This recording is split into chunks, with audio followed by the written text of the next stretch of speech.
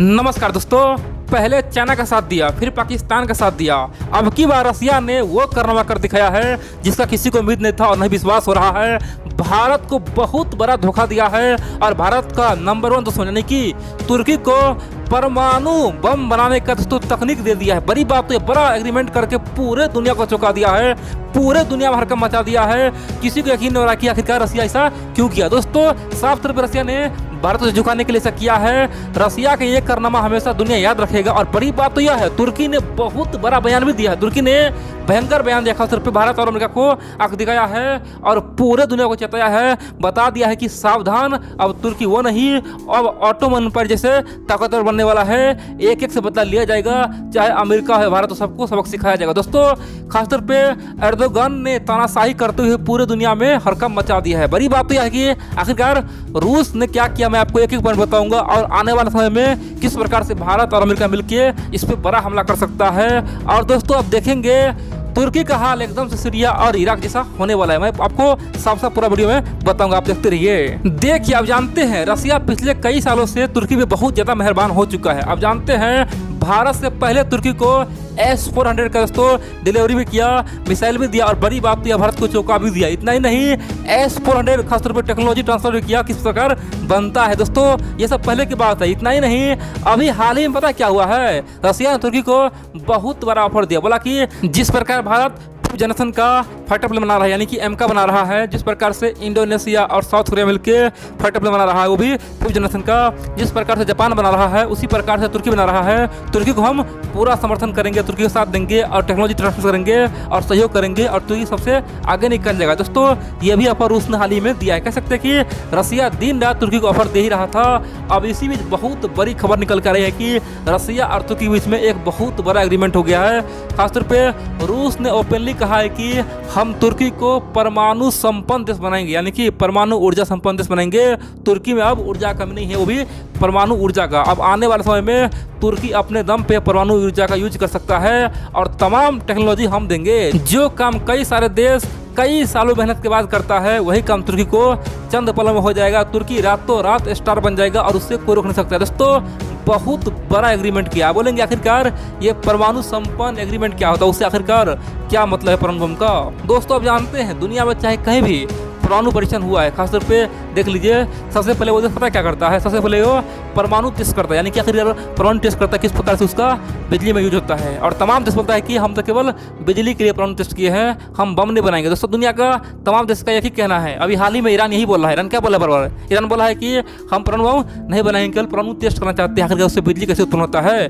दोस्तों सेम काम रसिया अब तुर्की को बता रहा है, आखिरकार परमाणु से यानी कि बिजली कैसे बनता है। दोस्तों इस पे काम हो रहा है। लेकिन बड़ी बात तो यह है, बाद में तमाम देश ने बाद में क्या किया है, जो देश परमाणु से बिजली बनाया है, चाहे भारत हो, पाकिस्तान हो, इजराइल हो या फिर नॉर्थ कोरिया हो, सबका शुरू में दवा ही था। लेकिन 10 साल बाद 5 साल बाद दवा किया कि हमारे पास तो परमाणु बम आ चुका है, हमने सफल टेस्ट कर लिया है। दोस्तों यही काम अब तुर्की करने वाला, क्योंकि उसके पास तो सीधा तौर पे रसिया का पूरा समर्थन है। आप बोलेंगे आखिरकार तुर्की का हाल आखिरकार सीरिया जैसे कैसे हो जाएगा, तुर्की का हाल आखिरकार इराक जैसे कैसे हो जाएगा। दोस्तों एक बात मिला दीजिए, जो हाल आज से 30 साल पहले इराक का था, सेम टू सेम आज हाल खासतौर पर तुर्की का हो गया। उसमें भी इराक में तानाशाह सद्दाम हुसैन था और बड़ी बात तो यह है कि उसके सामने में सब चुप था, चाहे अमेरिका हो या फिर रसिया। दोस्तों तुर्की का भी यही हाल है, यानी कि जिस प्रकार से उस समय खासतौर पे इराक का समर्थन अमेरिका भी करता था और रूस भी करता था, आज तुर्की के साथ यही हो रहा है। अमेरिका भी कर रहा है समर्थन और रूस भी कर रहा है। दोस्तों तुर्की का यही हाल है और दोनों तानाशाह है। और बड़ी बात यह है,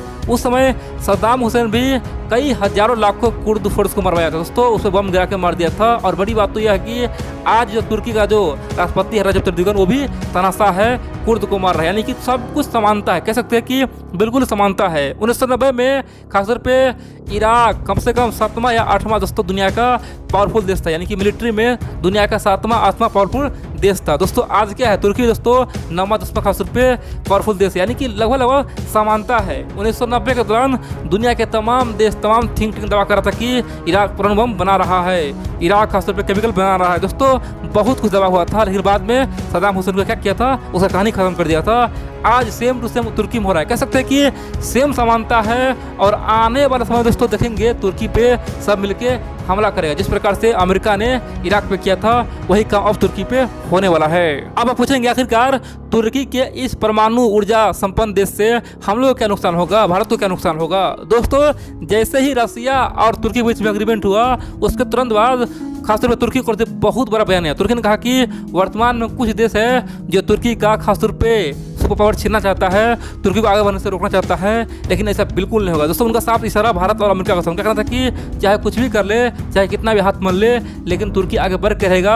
चाहे परमाणु संपन्न ऊर्जा में हो या फिर स्पेस में हो, हर क्षेत्र में तुर्की आगे रहेगा। किसी में दम नहीं जो तुर्की को रोक पाए। आप पूछेगा आखिरकार अमेरिका भारत उससे कैसे रोकेगा। सिंपल सी बात दोस्तों, अब भारत के पास एक ही ऑप्शन है, वो है रूस को रोकना। रूस को आखिरकार ब्लैकमेल करना होगा, उसे समझाना होगा कि आप क्या कर रहे हैं। आखिरकार ऑलरेडी हमारे दो देशों के पास परमाणु बम है ही, पाकिस्तान के पास है ही, चीन के पास है ही, और अगर आप तुर्की को दे देंगे तो हमारे 3 देशों के पास परमाणु बम हो जाएगा। फिर पूरी दुनिया में अशांति हो जाएगा। आखिरकार ये कर क्या रहे हैं। और दूसरी ओर खासतौर पे अमेरिका को ओपनली तुर्की पे प्रतिबंध थोप देना चाहिए और रूस पे भी प्रतिबंध डालना चाहिए। उसे बताना चाहिए कि ये गलत हो रहा है, आखिरकार ऐसा हम होने नहीं देंगे। अब आप बोलेंगे आखिरकार रसिया ऐसा क्यों कर रहा है। रसिया और तुर्की का इतिहास तो बहुत ही खराब रहा है। जब ऑटोमन एम्पायर था उस समय रूस और तुर्की में खासतौर बहुत बार युद्ध भी हो चुका है। हर युद्ध में रसिया ने तुर्की को हराया है। आखिरकार वही रसिया अपने दुश्मन को आखिरकार इतना मजबूत क्यों कर रहा है, आखिरकार परमाणु संपन्न ऊर्जा देश क्यों बना रहा है, क्या कारण है। दोस्तों रूस आज पूरी तरह से फ्रस्ट्रेशन में, उसे लग रहा है कि आखिर हम करें तो करें क्या। वर्तमान में अब 3 देश का सिक्का चल रहा है, वो है भारत, अमेरिका और चीन। खासतौर पे रूस तो दिन प्रतिदिन पिछड़ता जा रहा है और चीन पे निर्भर हो रहा है। और बड़ी बात तो यह है कि भारत दिन प्रतिदिन उभर रहा है। रूस को लग रहा है कि अगर कुछ करना है तो नेटो में पहले हरकम मचाना होगा, नेटो को तोड़ना होगा, उसके बाद ही कुछ हो सकता है। और इसीलिए सबसे पहला कदम तुर्की पर रखा है। तुर्की को जानता है कि तुर्की एक लोभी देश है, शुरू से ही उसका डीएनए खराब है, कभी इधर तो कभी उधर। तुर्की ना तो नेटो का है ना ही रूस का, किसी का नहीं है। लेकिन एक बात है, तुर्की के इस हरकत से नेटो में हरकम मच जाएगा और नेटो में फूट पड़ जाएगा। और आने वाले समय में तुर्की को देख के बहुत सारे देश खासतौर पर हिम्मत जुटाएगा और अमेरिका से बगावत करेगा। और आने वाले समय में चाहे खुद के दम पे या फिर किसी और के दम पे अमेरिका को आंख दिखाएगा और नेटो कमजोर हो जाएगा। उसके बाद फिर रसिया क्या करेगा, खासतौर पे एक ग्रुप बना देगा, जिस ग्रुप में खासतौर पे रसिया होगा, चाइना होगा, ईरान होगा, पाकिस्तान होगा, तुर्की होगा। इन सब के अलावा जो भी देश नेटो से बाहर निकलेगा उस ग्रुप में वो देश को शामिल करवाएगा। दोस्तों खासतौर पे रूस चाहता है कि जो प्लान आज से 50 साल पहले अमेरिका ने किया था खासतौर पे सोवियत संघ के खिलाफ, वही काम अब रसिया करेगा। खासतौर पे तमाम देशों को अपने आपस में मिला के एक गुट बनाएगा जिसको बोलेगा रूस का गुट। और इसीलिए रसिया आज पूरी तरह से तुर्की को खुश करने में लगा हुआ है। और बड़ी बात तो यह है, यहाँ पे रूस खासतौर भारत को चेतावनी भी दे रहा है, बोल रहा है कि अगर तुम अमेरिका के पास जाओगे तो हम तुर्की को मिलेंगे, पाकिस्तान को मिलेंगे, चीन को मिलेंगे। अभी भी मौका है, हमसे हथियार कर दो, नहीं तो आने वाले समय में हम तुर्की को पूरा साथ दे देंगे और आपके लिए मुसीबत और खड़ा कर देंगे। ऑलरेडी जो मुसीबत है ही, चीन पाकिस्तान है ही, अब तुर्की हो जाएगा।